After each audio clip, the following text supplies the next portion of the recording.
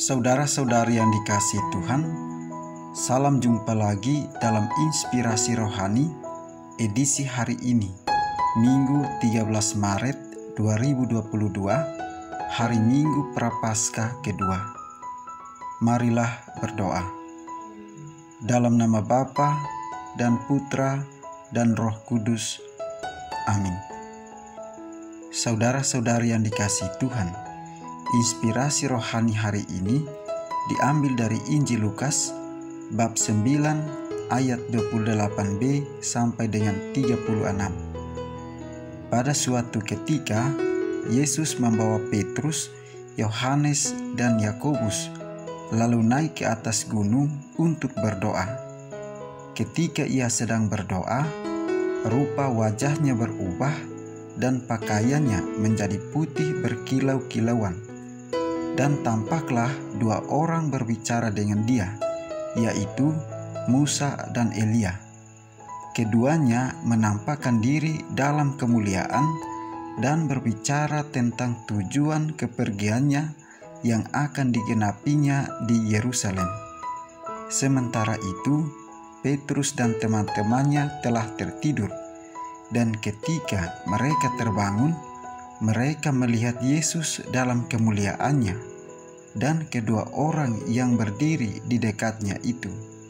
Dan ketika kedua orang itu hendak meninggalkan Yesus, Petrus berkata kepadanya, "Guru, betapa bahagianya kami berada di tempat ini. Baiklah, kami dirikan sekarang 3 kemah, satu untuk engkau, satu untuk Musa, dan satu untuk Elia." Tetapi Petrus tidak tahu apa yang dikatakannya itu. Sementara ia berkata demikian, datanglah awan menaungi mereka. Dan ketika mereka masuk ke dalam awan itu, takutlah mereka. Maka terdengarlah suara dari dalam awan itu yang berkata, "Inilah anakku yang kupilih, dengarkanlah dia." Ketika suara itu terdengar, nampaklah Yesus tinggal seorang diri, dan murid-murid itu merahasiakannya.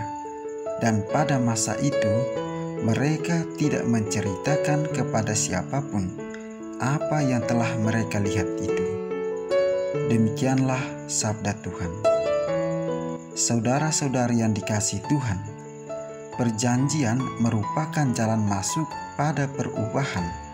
Jika perjanjian itu terpenuhi, masuk ke dalam sebuah kesepakatan seperti ini memerlukan kesiapan dari pihak-pihak terkait demi perwujudannya.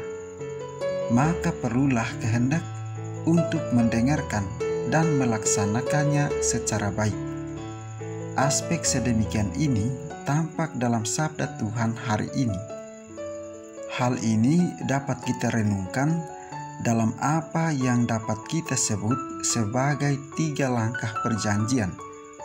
Pertama-tama, perjanjian antara Allah dan Abraham yang kala itu masih dipanggil Abram. Di sini diungkapkan bagaimana Abraham mau mendengarkan suara Allah yang memintanya untuk mempersiapkan kurban persembahan. Sebuah permintaan yang tampak seakan mau menguji apa yang diyakini Abraham akan sabda Tuhan. Dan Allah berfirman kepada Abram, "Demikianlah banyaknya nanti keturunanmu." Saudara-saudari yang dikasihi Tuhan, keyakinan Abram akan sabda Tuhan membawanya pada kehendak untuk merealisasikan permintaan tersebut, walaupun ada keraguan yang muncul. Namun berkat keteguhan hati dan keyakinannya tersebut, maka ia membangun imannya akan kebenaran perjanjian yang dimulai bersama Allah. Mendengarkan suara Tuhan adalah bagian pengungkapan kepercayaan sebagaimana ditunjukkan oleh iman Abraham akan Tuhan. Dia sebagai Abram mau melaksanakan apa yang diyakininya sebagai panggilan Tuhan. Dalam sikap iman sedemikian ini, maka Tuhan mengadakan perjanjian dengan Abraham. Hal kedua dapat kita renungkan lewat peristiwa Yesus yang menyatakan kemuliaannya di atas sebuah tempat yang tinggi dan membuat Petrus ingin melihat kemuliaannya itu untuk seterusnya. Tetapi suara dari langit memerintahkan murid-murid untuk mendengarkan dia. Masa Musa dan Elia telah lewat, tetapi kehadiran mereka masih sangat dibutuhkan untuk memahami misteri Yesus. Hanya ada satu sejarah pernyataan diri Allah. Tanpa diperintahkan oleh Yesus, murid-murid itu merahasiakan apa yang mereka lihat dan tentu saja juga apa yang mereka dengar. Saudara-saudari yang dikasihi Tuhan, kehadiran sedemikian menggambarkan sebuah perjalanan sejarah perjanjian itu sendiri. Lewat kedua tokoh yang hadir, kita bisa melihat dua peristiwa sejarah pemenuhan janji Allah.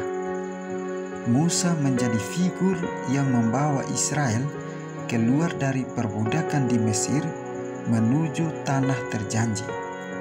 Demikian juga Elia menjadi pribadi yang membawa Israel kembali ke tanah terjanji dari daerah pembuangan untuk membangun kembali keyakinan akan keterwujudan janji Allah.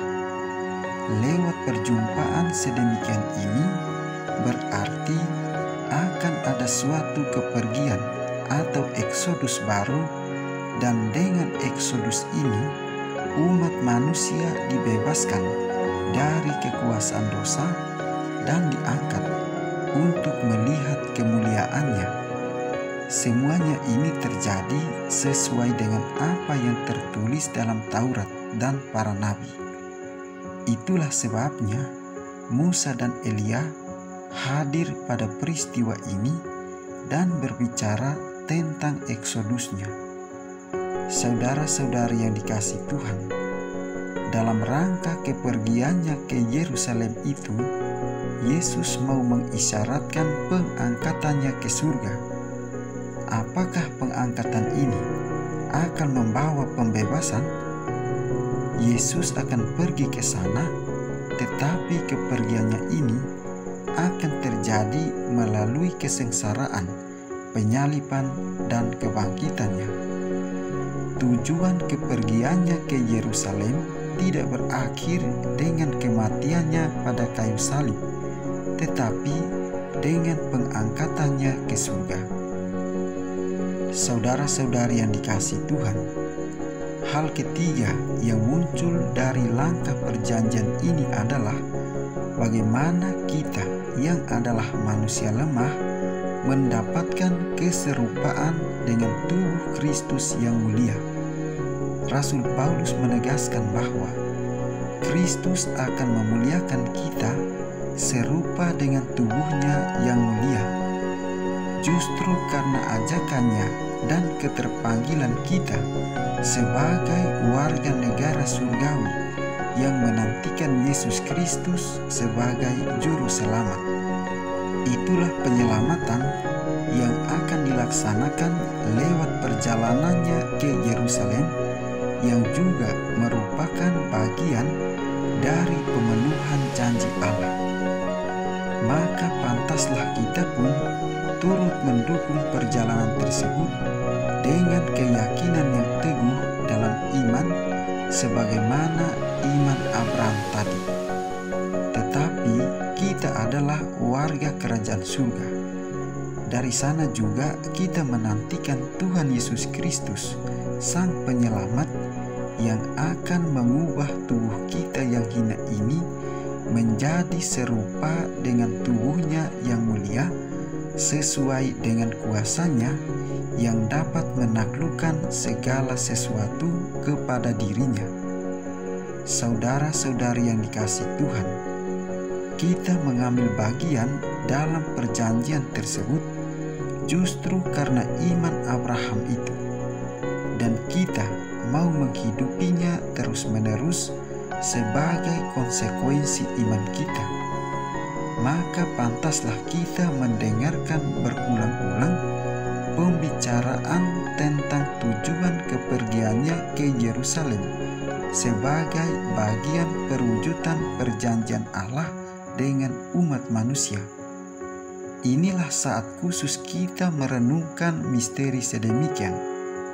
Kita mau bertekun dalam iman untuk bersama Yesus menuju ke Yerusalem. Marilah berdoa.